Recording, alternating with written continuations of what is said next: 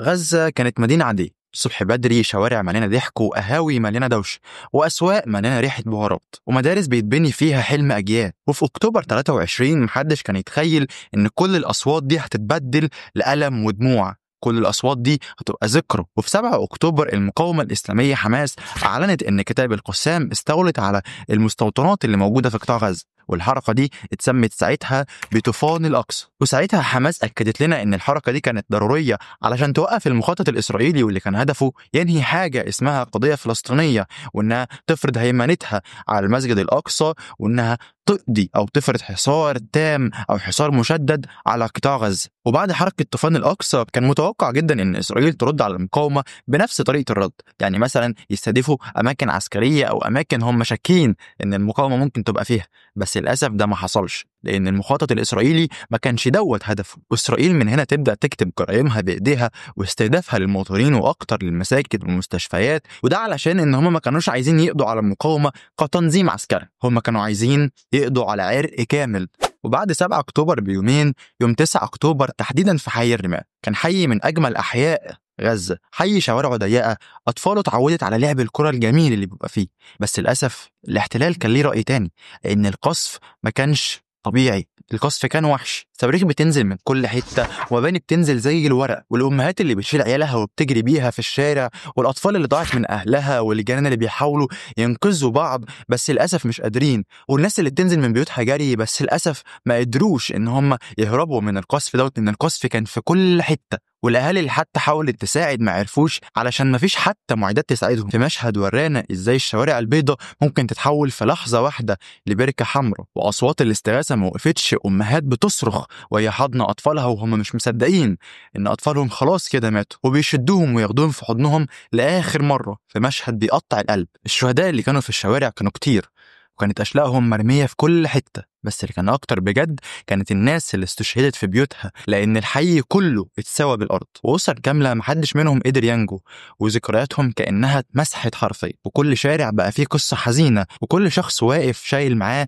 ذكريات حزينة لأحبابه. يوم 17 أكتوبر 23 تحديدا في مستشفى المعمداني، كان مكان الجرحى بيلاقوا فيه علاجهم، وستات حوامل تحت الرعاية وأطفال مصابة، وكانوا فاكرين إن هم كده في مكان آمن، لحد ما فجأة القصف بيجي زي المطرة، والمستشفى مليانة ناس مرضى مش قادرين حتى يقوموا من على سريرهم، وستات حوامل مش قادرين يتحركوا، وأطفال مش فاهمين إيه اللي بيحصل ولا هم المفروض يعملوا إيه دلوقتي. والنتيجة لكده جثث منتشرة في كل حتة، وأشلاء للشهداء سواء أطفال أو شيوخ أو حتى ستات، وأطفال استشهدت برضه هم متعلقين في لعبتهم. والنتيجة لكده 500 شهيد في ليلة واحدة، وتحولت المستشفى من مكان المفروض الواحد بيلاقي فيه علاجه إلى مقبرة جماعية. ونفس المشهد بيتكرر تاني في 31 أكتوبر تحديدا في مخيم جبلي، والناس نايمة والقصف بيجي مرة واحدة وجاب خيامهم وبيوتهم الأرض، والجيران بتحاول تساعد بس القصف كان مستمر وده خلى العملية شبه مستحيلة. واللي صعب المشهد أكتر إن إحنا سامعين أصوات لاستغاثات أطفال وأمهات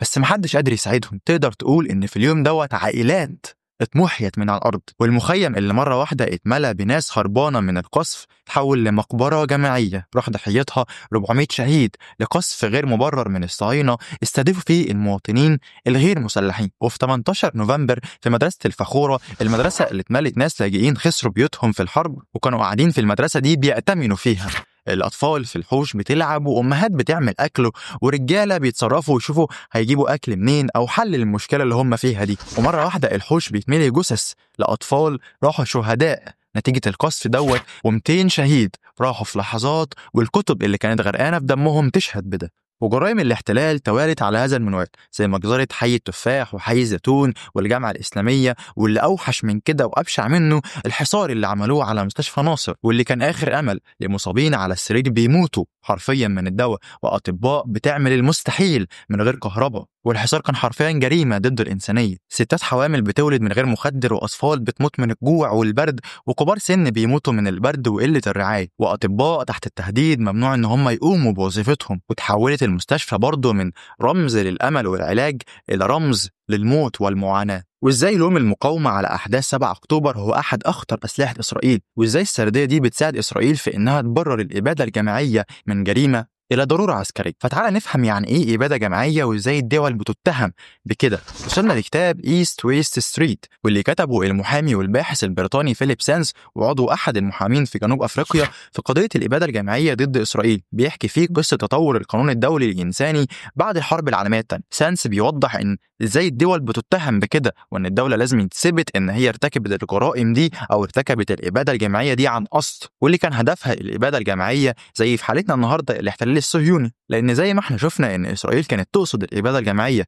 وإن دي كانت خطتهم إن هم كانوا يقدروا يردوا في مناطق عسكرية لحماس، بس هم قرروا إن هم عايزين يبيدوا عرق كامل، وإحنا عارفين إن دي ما كانتش نتيجة حرب غصب عنه. بس للأسف القانون دوت علشان تتهم بيه بلد لازما شروط حازمة، وإن لو إسرائيل نجحت في إنها تثبت إن فعلها دوت كان دفاع عن نفسها، وإن إبادة مئات الآلاف من الفلسطينيين كانت أضرار جانبية، وإن ما كانش هدفها القضاء على الفلسطينيين كعرق أو جماعة، وإن لو نجحت إسرائيل في دوت، وده أصلا اللي هي بتروج له من يوم 7 أكتوبر، فإنها تثبت إن فعلها دوت كان دفاع عن نفسها وإن المقاومة هي السبب. أرجع وأقول لك ما تنساش مين أصحاب الأرض الحقيقيين، مين اللي دفعوا أرواحهم ودمهم تمن علشان يفضلوا في بيوتهم وما يمشوش منها، ومين اللي لما الإنذارات بتضرب بيجروا يستخبوا جنب الصرف، ومين برضه لما الإنذارات بتضرب بيجري يتحمى في بيته إن هو دوت كل ما يملك. وإن برضه الإبادة الجماعية اللي إسرائيل ارتكبتها ما كانتش بس من يوم 9 أكتوبر، دي كانت من أول يوم الصهاينة دنسوا فيه أرض فلسطين، ومن ساعتها وهم بيقتلوا ويتموا ويشردوا